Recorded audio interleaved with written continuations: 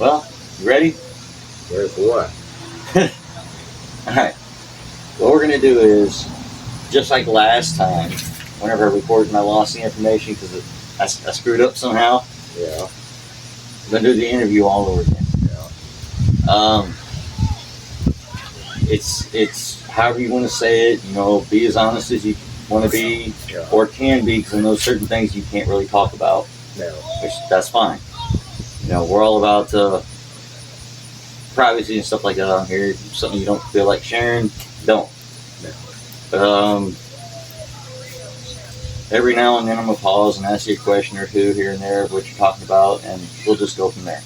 All right. How's it going, everybody? My name is John from John Armory Dad, and of course, this is my dad. If you've seen some of my videos and everything like that, you will see him giving an instruction on sharpening a chainsaw, which, of course, you know, me being his idiot son here, I didn't know how to use that machine. I was asking questions as best as I could to inform you guys as well. You may have also seen him making jokes about a pregnant four-wheeler, which I did like that one myself. You might want to check that one out. He has also made a video, and keep in mind, them two videos I'm talking about right now, these were like years ago, before his MS really started bothering him. But he also made a video of him testing out a bicycle for a little kid that he had just gotten, and if you've seen it, it's funny. But without further ado, Dad, would you like to start? First, we'll start off with, what was your life like before you went to the Army? Well, it started off strange. My so-called parents was up in Alaska. My real dad, he was stationed at Land Air Force Base up there, and that's where I was born. And I would imagine a week after I was born, they stuck me on an airplane coming back to the States. And my grandparents had to raise me from there up till, I don't remember, I think probably about six or seven. My sister was a year younger, and they had her stuck with my other grandparents. So I don't know where she was born.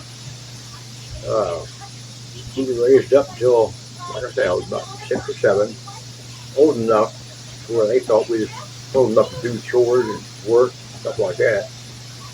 And when they went to pick us up, you know, we had never seen them, you know, at all. Whenever we was first born, we didn't know who the hell they was. We don't remember back that far. We didn't know who in the world they were. Yeah. And it was, oh hell, I guess most I said was life from hell.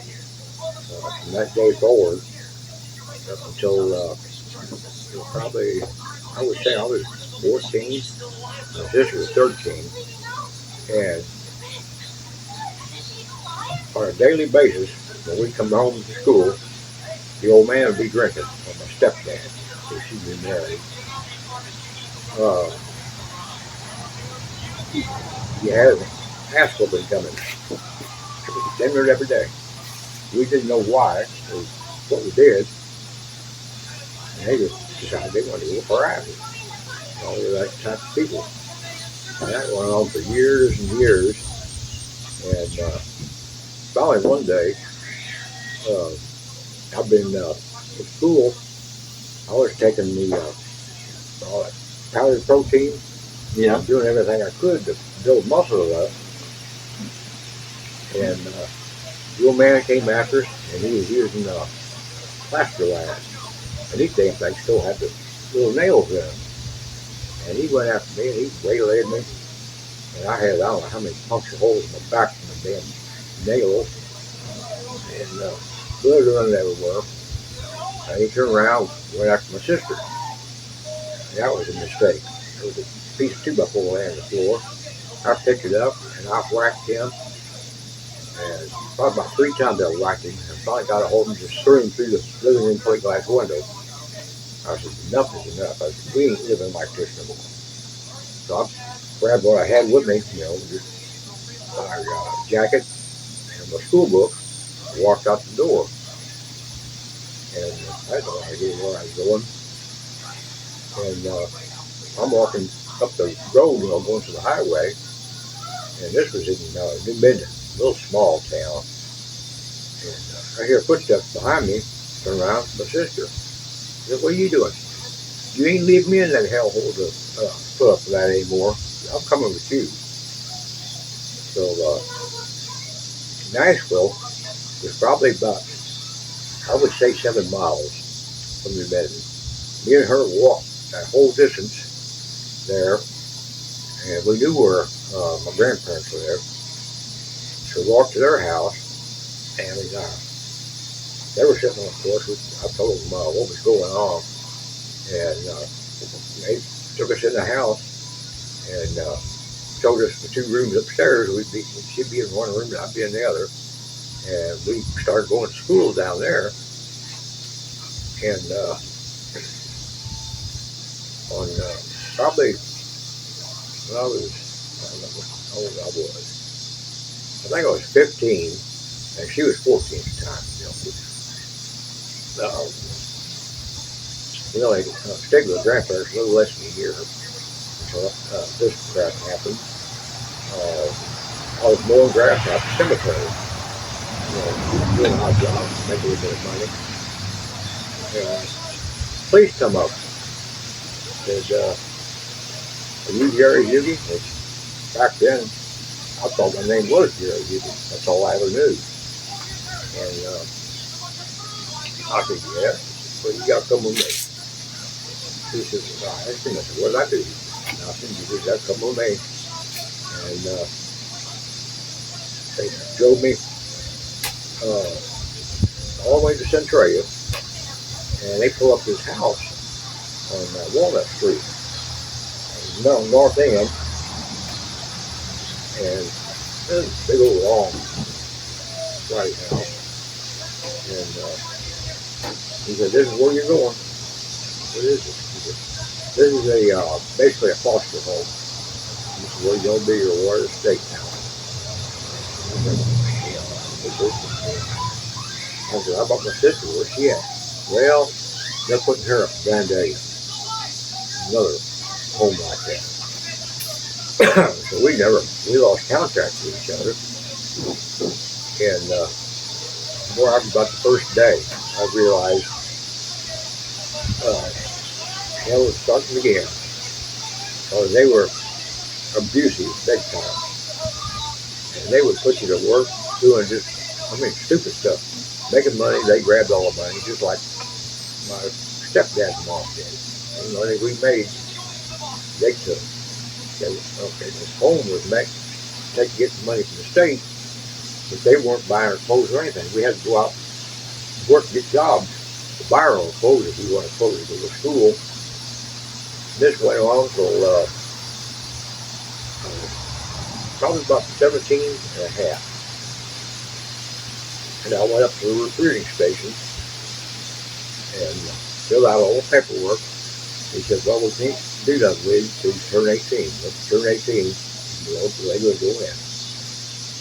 That was the longest 6 months of my life working on that to happen. And right after my birthday, I went up there and enlisted. My birthday was in June, and enlisted in July. And that was the start of a pretty good life there. When I went to basic training in Fort Leonard Wood, Missouri, and went through that, got all my testing and stuff done, for intelligence to see if I was dumping a box of rocks or not. And come to find out, I scored so high on the testing stuff. Instead of going to Vietnam like I thought I was going to go, they said, no, you're going to Fort Harrison, Indiana. What's there? Well, that's a computer school. You're going to learn computers. You're going to be a computer operator. That's cool. sounds like fun. And I went through the classes and got my certificate. And they said, well, now we're going to Fort Myers, Virginia. And from there, they'll tell you where you're going to be assigned. So, okay, I was a long bus ride out there. Got there, and they took us from the barracks. And I was very clean, nothing but basic training courses. And they had my orders, and it said downstairs in the Pentagon, room such and such, and it said no percent. I get there, and every rider was down in the basement of the Pentagon. And I've never seen so many officers in my life. Just big roads, walking all over the place. I got downstairs at the Pentagon, and the speeders they was running, if I remember right, was IBM 36050, something like that. And the room was probably 40 foot wide, probably about 100 foot long. And there's 3 rooms consolidated all together. And all that room, all put together, actually had the memory and capabilities of doing about what a regular telephone does now. Yeah. Just that behind. Now keep in mind, for those who don't know, back in the day, they worked off of reels. They were gigantic reels that stored the information on it, almost like a gigantic VHS tape. You know, tape disc drives.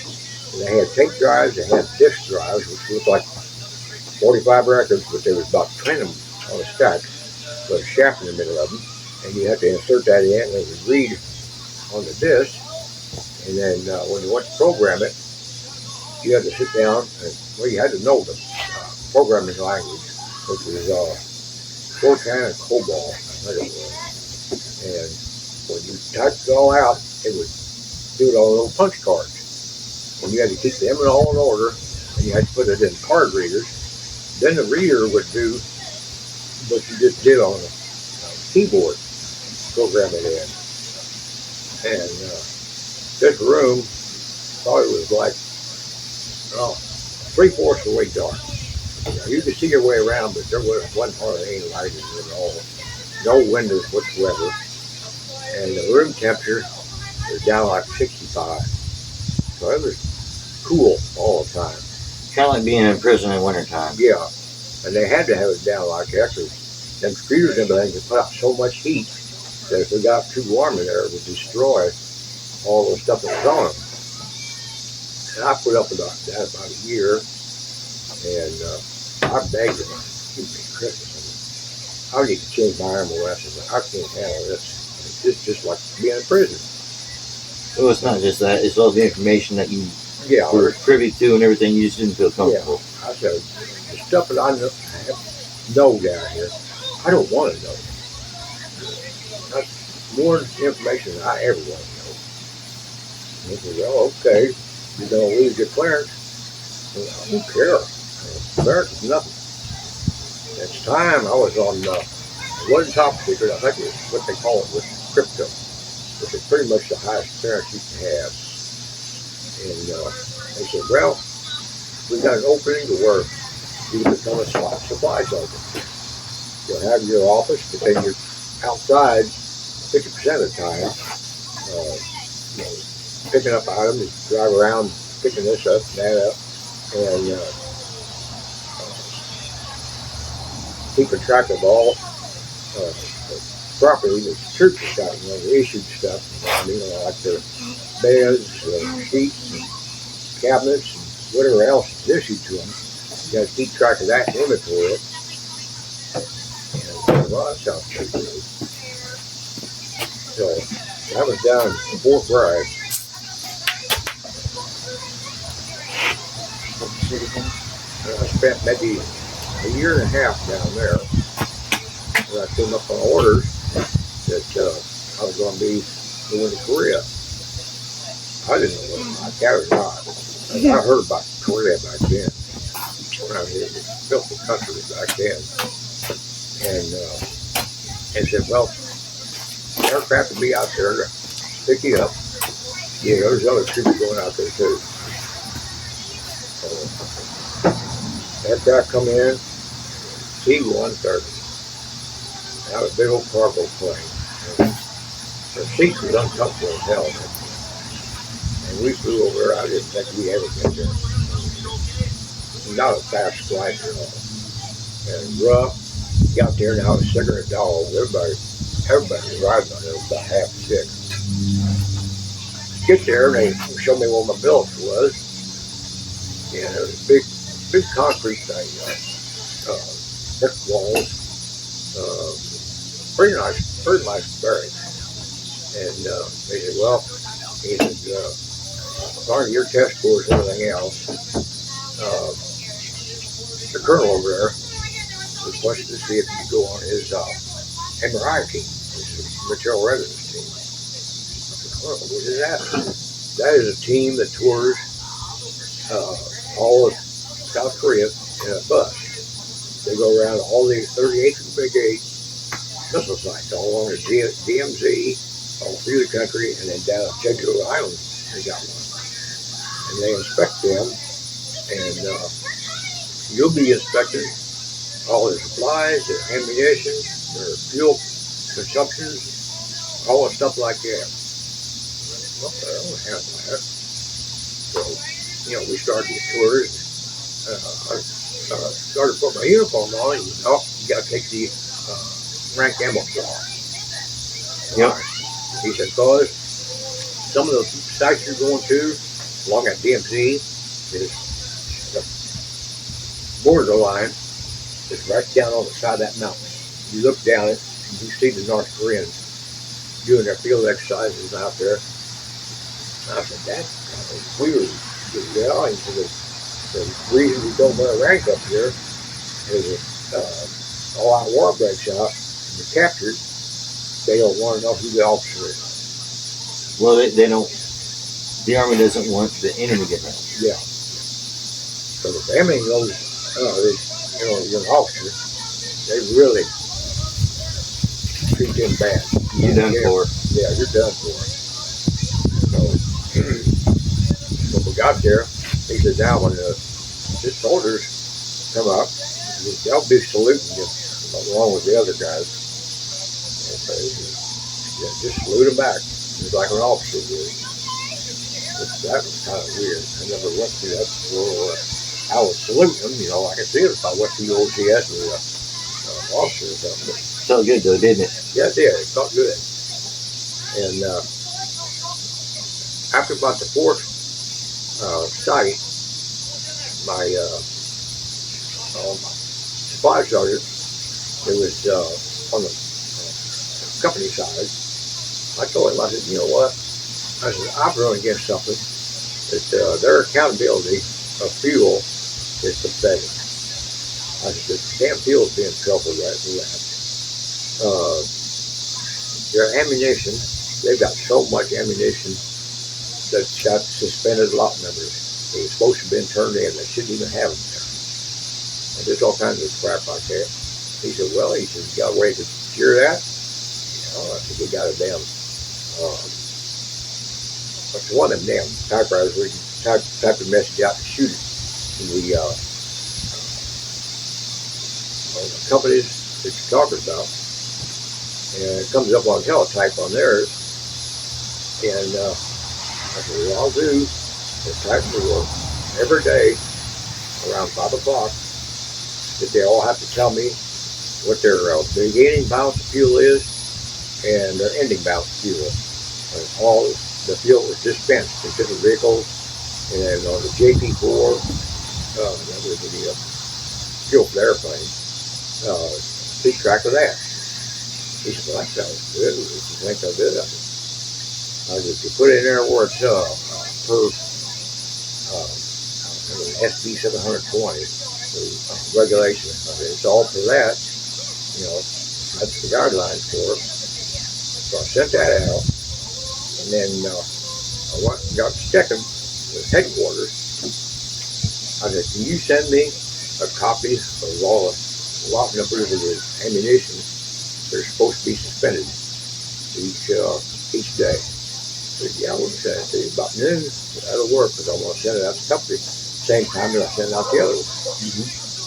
And I sent that out, and the next day, I checked all the damn messages, and it actually worked. I got messages from each one of the companies, like, I think there was something like 8 or 10 of them along with DMZ, and throughout the country, and then down at Digital Island.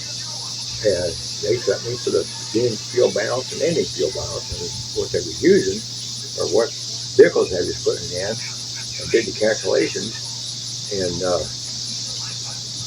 after about 3 days, the amount started jiving. So they was actually starting to watch their fuel consumption, making sure that there was nothing being used other than it was those damn vehicles. So it ended up being damn near perfect on the filter of fuel and stuff like that anymore. And the ammunition, I sent out daily letters with lot numbers of ammunition that had to be turned back into headquarters. And it took about a week, and I got a message back out of all of them that they sent all the ammunition was suspended back. And every day, if they found any of suspended, they would send it back, and they'd send me a report of what ammunition was, like 5.56 or 45 cal. I ended up cleaning that up pretty good. So I think about 6 months later, we went around and started inspecting them, and all the companies that were having problems, when we went back to check them, they had no problems at all. All the suspended ammunition was gone. The fuel, we checked the fuel. The fuel was right on the bubble of what it should be. And that worked out very good. I went up in front of the board for promotion. It was the first time I was in the Spec 4, or the fourth one, I guess you call it. Yeah. And I was just waiting to see when the numbers were going to come to where I would be qualified. And I think about a week before my rotation back to state was, the general come down. And, oh shit, what the hell is going on now? Somebody was deep shit. He said, Buffalo, you here? Yes, sir, I'm right here. He said, got something up there for you. And what the hell is this all about? So I get up, walk up there, and he hands me a paper. He said, this is what you're going to have now. You're going to have an Army Combination Medal. And he stated in there because of new regulations that I come up with that took care of all the ammunition and all the fuel. He said, it's the first time they've had it, that even since he's been there. I think he's been over there something 4 years. And we could get our combination medal for that. Could you explain what a tour is? Okay. A tour over Korea is a year. So he's been there about 4 years. Yeah, he's been there about 4 years. Okay. And he said something else too. He said, you went in front of the board for sergeant. There's your orders. You're now a sergeant.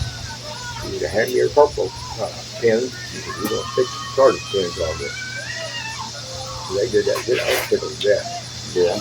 And even though the country smelled like a sewer, and some of the strangest stuff happened over there. I can imagine. Yeah. It's like they had a Korean peach campaign. That was some good stuff. I mean, it tasted good, but when you're drinking this stuff, you got the god-awful headache before you got drunk. And that was a hangover. Yeah. And we never did figure out why, but after we woke back up, that was fine. You didn't have a hangover afterwards.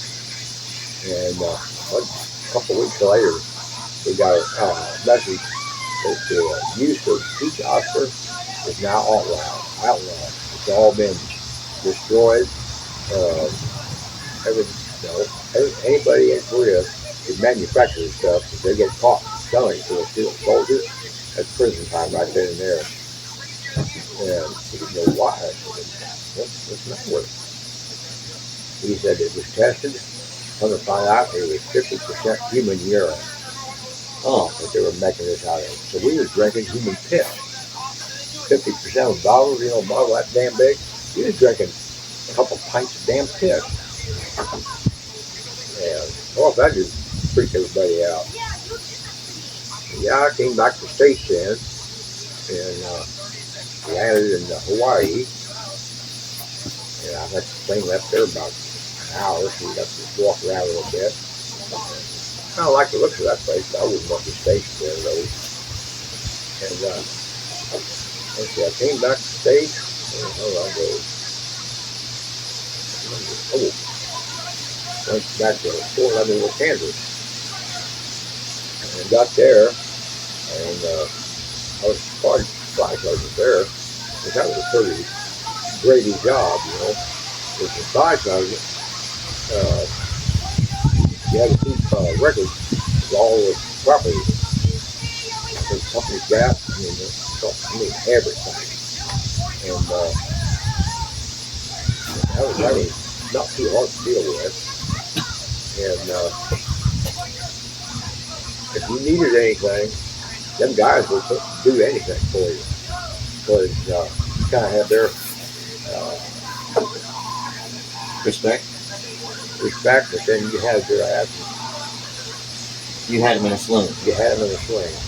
So they screwed you over, you could definitely screw them over quick. You could change the damn in the inventory papers. Yeah. And so, where's this at? Okay. Well, you're going to have to pay for it then. Yep. In the inventory. Yep. And I had one lieutenant there. I mean, he was a go-off. Every day he was coming up with something stupid to aggravate. Ain't this the cherry bomb incident you told me about when I was little? So, You said something about one of the officers or something like that. He would go to the bathroom, hide and everything like that. And one day you got fed up and put a cherry bomb in the toilet. I think I was there. That's hard to remember. Well, it's fine. But anyway, he kept screwing with every damn thing, screwing my paperwork up. And when I got ready to transfer the 205th MP company in the same port, Yeah. wanted me over there. They needed supply charges. And I had orders already. But before I left, residing flight officer was the inventory. And he had to sign off on all this stuff there. He didn't pay no attention. He could sign off on that stuff. And what he didn't know is there was a lot of made up stuff put up. Uh-huh.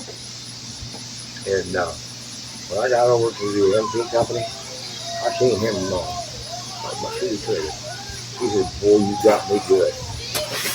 He said, "I got charged for something like $5,000 and stuff that I signed for. I don't know where it's at." I said, "I don't know either. I don't know what you did with it. You got him good. Took you to screw with me." Yeah. But with the MP company, it was a pretty dick job too, because everybody around, even though he wasn't an actual MP, he was a supply sergeant MP, they didn't know whether to screw you or not. Because, you didn't catch them. All you had to do is tell one of them. Yeah. And they would follow their asses around and nail them for nothing. Oh, yeah. But one day the captain, he said, "Hey, we're going over to qualify, over to firing range. One indoor building and one outdoor building." He said, "You want to go with us?" "Yeah, I'll see why not." He said, "We'll just see if you're any good in the gun." I said, "No, okay." I said, "We'll find out." I was damn near a sniper. And I went through basic. They marked me down as a sniper qualified. Yeah. And they was all up there. They was, I think they was doing the 45s first. And I had a target probably 50 foot away. And red dot circle on this thing, on the silhouette of the Uber, was probably about the size of a $half. And none of them hit me. They was getting 2-3 inches from it, which was still a kill shot. And walked over and he said, well, it's your turn. I got that with 45 up. Slammed it on my damn hand just as hard as I could. And I ain't doing it. And fast dog comes around on that thing. Every single shell went in that damn red dot. Yeah. They freaked out over that. Then it was time for 38. 38. Like this is just louder. The 45 was a semi-automatic.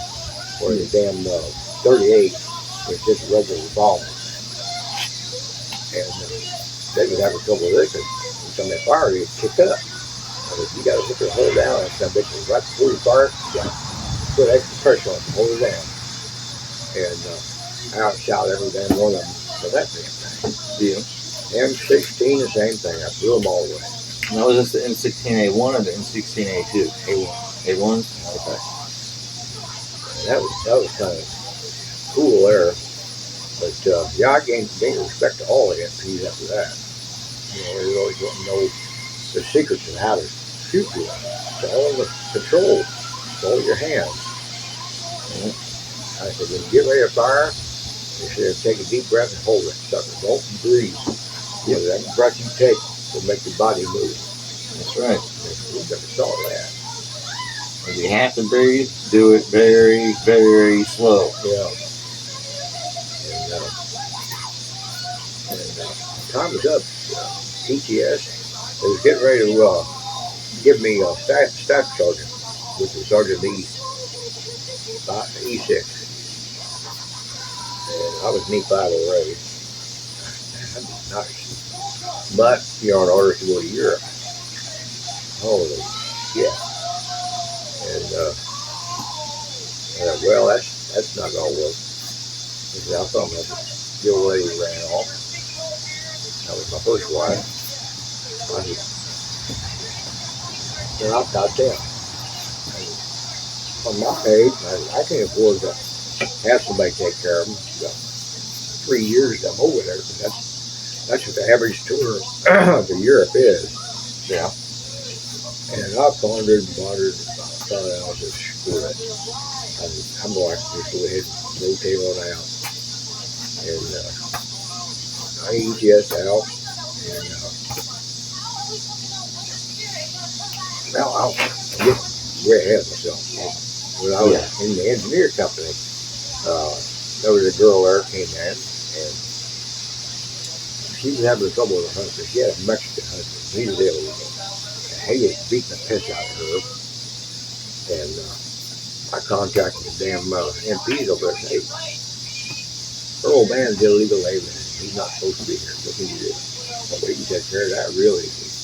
So I grabbed him up, deported him, took him on back down. Mm-hmm. And they wrote a piece of paper about it. And somehow she took that over to the provost marshal office, and that's legal courthouse like. And they submitted the paperwork, and he was on back to divorce. Yeah. And we got to screw around, and I ended up marrying her. That's Lynn. Yeah, my mom. Yeah. And went ahead and we take it out. And she got pregnant. And the first child was Rand. Then a year later, we had you. No, 3 years. 3 years. You know, 3 years difference between you. Yes, there is. Sure. 3 years difference. You say those. I don't remember. That's okay. I do. But anyway, we moved around here and there, working what job I could. And we finally settled down here on the road, probably about half from here. Yeah. An old farmhouse. It's not too bad of a place. And I think John's time, he was probably about, I think he was 2 years old maybe. Still in diapers. He's talking about me, folks. Huh? You said John. I was like letting them know you're talking about me. Yeah. This little shit right here.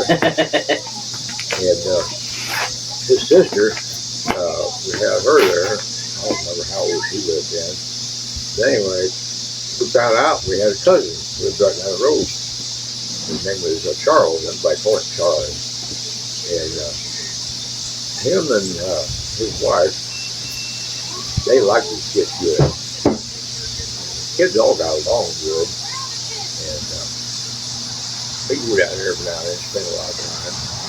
And Joanne never wanted to go. She wanted to stay home. Since we wouldn't go to town to spend money, she didn't want to go. Well, okay. So one day Charles called me and he said, hey, remember that little pony I had out here? Yeah. It died last night. You think you'd come down and help me bury that thing? I said, well, I can got a shovel along with you. So we was out there digging. And Charles said, look here. Look at something down the road. Here comes my ex with you in the stroller, and your sister holding on to the stroller. And they get out there fairly close to the house, and she looks up and turns around and just walks off. I don't know what the hell is this crap. Now she's really pushing the limit now. So I got the truck, I ran down there, picked the guys up, brought back over to Charles, so we finished the job. And Charles said, what are you going to do now? I said, well, we're going down there and make sure she don't go back in the house. Yeah, she's done. So I went down there, I had a fistful of nails, a hammer. I nailed the door shut, and I nailed all the windows shut. And about 2 hours later, she comes down. So I can't get in the house. You're not going to get in the house. And you done screwed up when you abandoned these kids out here in the middle of the road like that. What would you done if some car would come flying around the corner like you usually do? Both of them have been dead. Well, I didn't think of that. I was like, you're going to think about shit now. I mean, we're getting divorced. So she ended up shacking around with a damn Mexican and ripped him off how much money. Of course, she get a bus ticket back to New Jersey. Well, we figured she's going to stay there. And forgive him, folks. He doesn't mean to be racist against Mexican people or anything like that. It's his term for that specific guy because he was a real piece of work. Yeah, he was something else. But whenever he got the money off of him, he turned around and went back to New Jersey. And come to find out, he had a chance of getting a good paying job up there as a courier for a bank. Mm-hmm. So she was making $1,500 to $2,000 every week. And court case come up where we were getting a divorce. And we got our divorce. There was no problem at all. Didn't even have to have her with us. Turned around, I told Charles something, you know what? I said, men in this situation, they'd have to pay child support. I'm going back to court. Mm-hmm. He said, that's a good idea. So I got hold of the lawyer and went back to court to give her the child support. And they subpoenaed her. They did something where she's supposed to be there. And she come back. She goes up to court. And Dad says, well, we got to decide what the child support's going to be. How much it's going to be, because you're going to be paying. And she comes up with a paper where she was on unemployment. What the hell are you on unemployment? You had a courier job at the bank. Well, I quit that so I could come back here.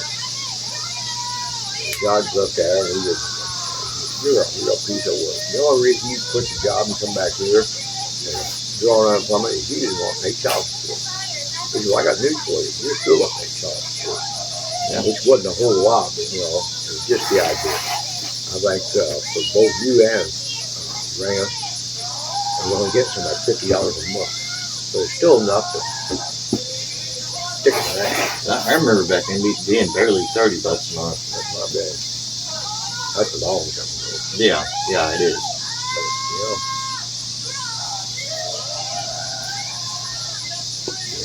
But, that's most of mine. I wrote down I got a job over at Texas Breeze, Harold. And I worked there for 21 years. Yep. And I was making good money. And my foreman at the time that I finally retired from there, he was a real good friend of mine. And I think about 5 or 6 years before I retired, he made me lead out there, which I was drawing $1 more an hour than everybody else. And when he wasn't there, if he had to go on vacation or something, I'd be the foreman. I'd take over for him. And it tickled me to death for this thing. When I took over for that week or 2 weeks, whatever, I wasn't drawing my pay before. I was drawing my foreman's pay. Yeah. My God, that was something like $3,000 a month that they get. So I was getting some damn big money. Back then, that was a lot of money. Now it's not so much. Yeah. But anyway, I guess probably about 2007 is when I really noticed I was having problems. Yeah. I was getting bad headaches, tripping all the time. Right foot just did not want to pick up, stumble on it. And thank God the company kind of turned a blind eye to it, because you're supposed to report every fall, every mishap. And I had quite a few mishaps. I carried bandages and super glue in my work bag at the corner of the line all the time. If I had a big cut or something, I took everything together, put super glue on it, and let it dry, and I was good to go. And all the while you were going to do it, the doctor's trying to figure out what's going on, and they didn't tell you nothing. And well, I went to one doctor over there in Breeze, at St. Joseph's Hospital. He said, well, let's do an MRI. Let's see what's going on. I did the MRI with contrast, without contrast. And he comes back and he said, well, I looked at the MRI. It looks like you've got a little small brain tumor on the right-hand side of your head. He said, it's not very big. He said, it's about half the size of a little peanut. And he said, it's not cancerous. We can probably just ignore it for a while and just keep a check on it, make sure it's not growing or anything. Because the only thing it should do is make it lose train of thought. Talking once in a while, like gibberish. Half of what I say is gibberish anyway, so it don't matter. Yeah. So I didn't think any more about it. And this shit just getting worse and worse. And I was stumbling and falling out quite a bit. And they kept sending me a physical therapist, the damn doctor did.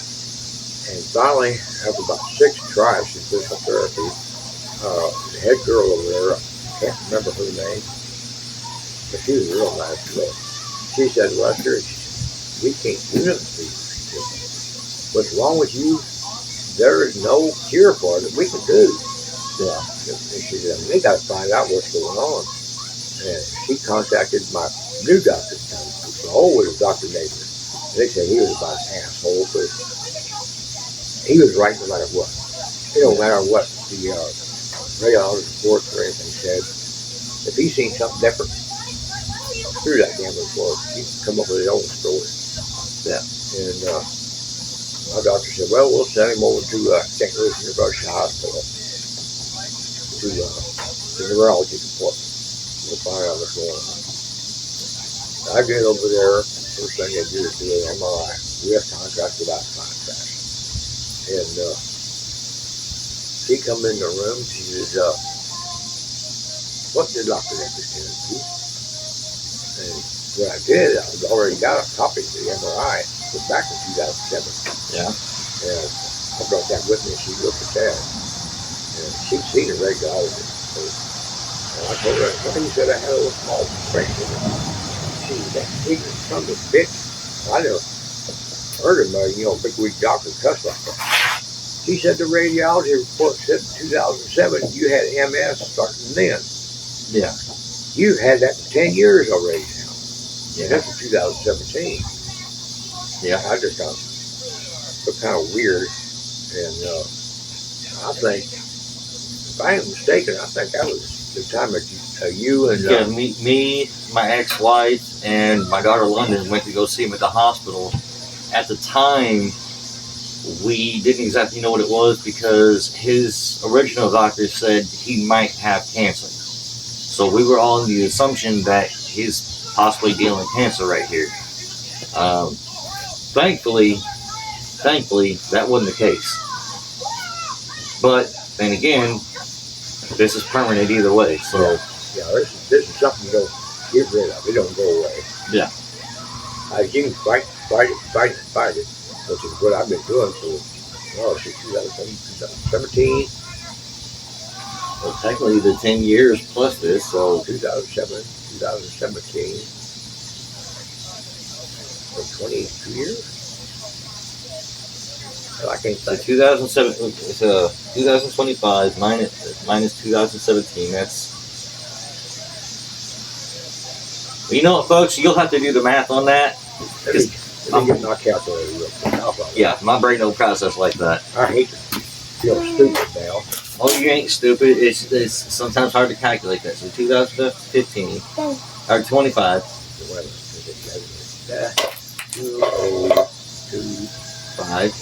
5 minus 2017. Minus 2007. Oh, 2007. 18 years. Yep. I've had it now for 18 years already, and there's no telling. I might have had it prior to 2007, but it didn't really do nothing to me back then.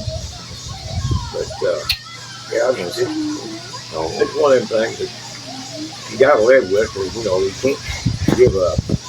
I know several people.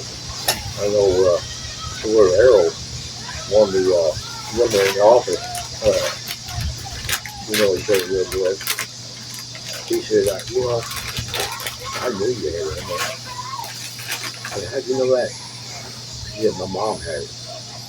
And she started off just like that. So we put pets in and drop them. And she said within 3 years she was better.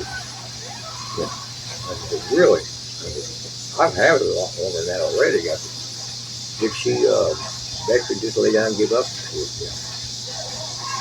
She just gave up. Yeah. And I'd be so much stuff that I shouldn't do. But, it's that point where I don't give a damn. I may be crippled up, fall on the ground and everything else. I get right back up again. Also, I don't mean to interrupt. I should have said this earlier, but for those who don't know, MS is a medical term for multiple sclerosis. And it is a disease that does what? It leaves lesions on your brain, leaves lesions on your spinal cord, and all your nervous system is connecting, I call wires. The wires are going between, it eats the myelin coating off of everything, which makes them all short circuits. That's why my right leg is so weak, and it's deteriorated. My upper leg really has deteriorated. From the knee down, the calf is deteriorated about half of what the other one is. And my right hand and right arm, there's a big difference there. The right one's already starting to deteriorate. But now, I know the muscle is deteriorating, but can you feel anything below that, or? Oh, I can feel it. Okay. There's a lot of pain there whenever I do something wrong, I guess. Lift the weight. Cram. Yeah. Another cram. Hate Get about those. 6 of them a day. But yeah, I'll just keep on plugging. The second we're sitting in right now, this pavilion. I built that for get-togethers. Yeah. I built that last year. Yeah. And I'll show you a quick video of that once this is done. Or I might put a picture on there. And all the trees along the border over here, we were worried about falling on either my house or the neighbor's house on the north side. That was a lot of work. She can't afford to have anybody do it. And I couldn't afford to have somebody do it. So I got the chainsaw out, and her brother come over one day and got me on the one tree. I got out there on the other tree by myself and dropped it down. She said, how are you going to get them to fall the way you want? I said, watch this shit. I've cut enough trees down where I know how to do it. I dropped the first one down, and it landed right next to her container there, in between the trees and that container. And the second one I dropped, it dropped down, fell right on top of it. Yeah, and then there was one where we had it all right on top of the fence over there, but that was the best we could do. Yeah, there was no other way. Pulling it fell across the corner of the fence. So I can cut it up and got it off there. The fence just stretched right back up. Oh yeah.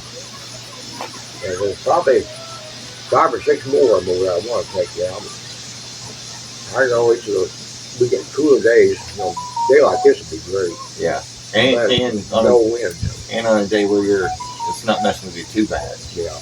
And for me, whenever blood pressure's not messing with me too bad, because I'm not going to let him do it on his own. But, on the MS, you got to learn a lot of shortcuts of how to do right. You can't do things like you used to. No.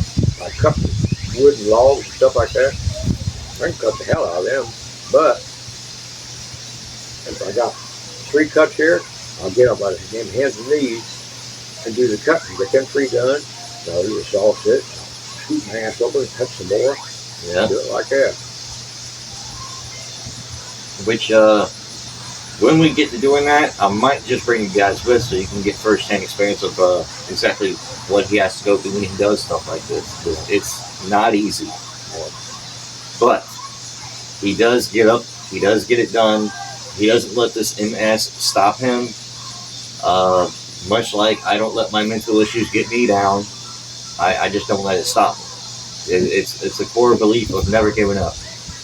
No matter how bad life is, you don't quit. I don't know whether it was his military training that taught him that, or the fact that he raised me having that military knowledge, or the fact that even I went into the Army.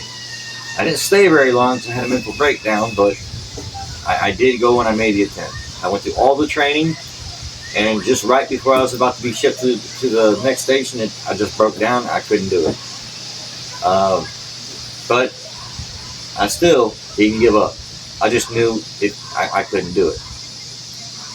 And that's not giving up. That's admitting that something that you just aren't able to do.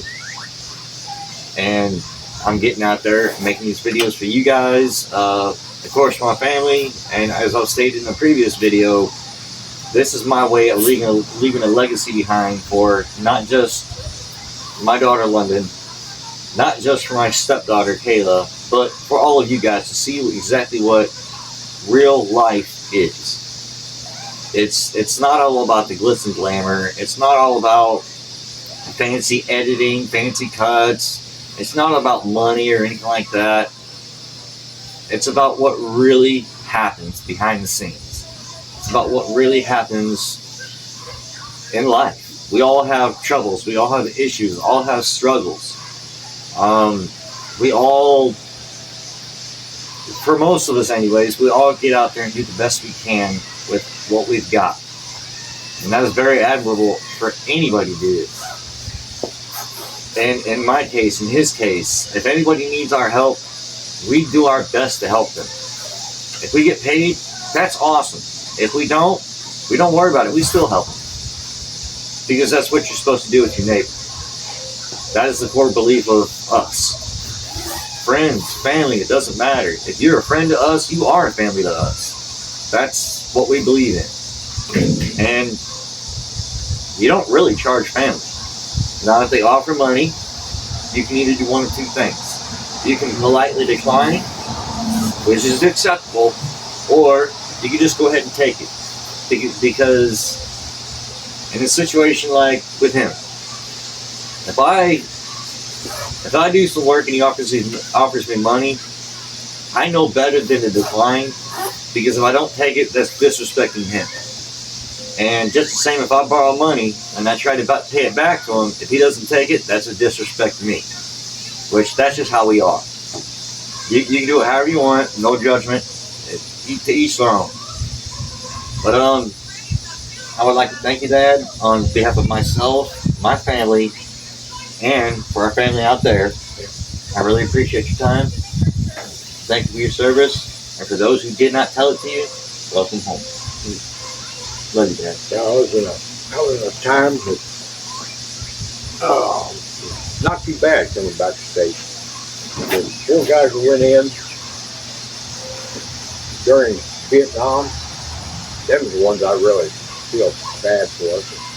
They were shunned and spit on and trashed like you wouldn't believe. Yeah. And one of them, a real close friend of mine, he died here about a month or so ago, and I did everything I could to help him. He needed a back deck built on his house, because his insurance demanded he have one. Yeah. So I found a place where they had a whole stack of treated lumber, and it was dirt cheap. So I went up there and bought that whole load, and me and the wife went up there, and we were building a back deck. But the bad thing about it is that deck was 6 feet off the ground. Yeah. And the steps, I think there's like almost 14 steps coming down. And I made the steps probably about 18 inches or better with tread length. That way it made it easier for him to get down. And what I did is on the side, I had marine plywood cut the same width as the steps. And I had my hinges where they could be folded up, where you use the steps. And if you didn't want to use the steps, you just give it a little flip and flop down up there, and there's your ramp going down. Yeah. It was an angle that we could manage to get down with the wheelchair. I really want to put, what I owe you? I said, you already paid me. And you did things probably 4 years before me. He was born at 47, I think. He spent 4 years of Vietnam. Yeah. And it messed him up. He got a lot of stuff messed up in him. Yeah. And toward the end, he was almost bedridden. Yeah. And as long, I know who he's talking about. I'm not going to put his name out there like that, because I'm going to respect his privacy and his family's privacy. But growing up, he was a great guy. He's real nice. Always tried to include the kids, me and my sister. He always come over with a story to tell or a joke to tell, try to, entertain us or whatever. And there's one time he pretended to accidentally get a hook stuck in his finger from a fishing lure. He did it on purpose. I know it. He wanted to show me what real toughness was, so he just pulled it right out. He was tough. And towards the end, even tougher. Because he was still trying to live it the best he could. But it's getting close to the hour mark, and we're going ahead and let it go here, folks. I really hope you enjoyed things.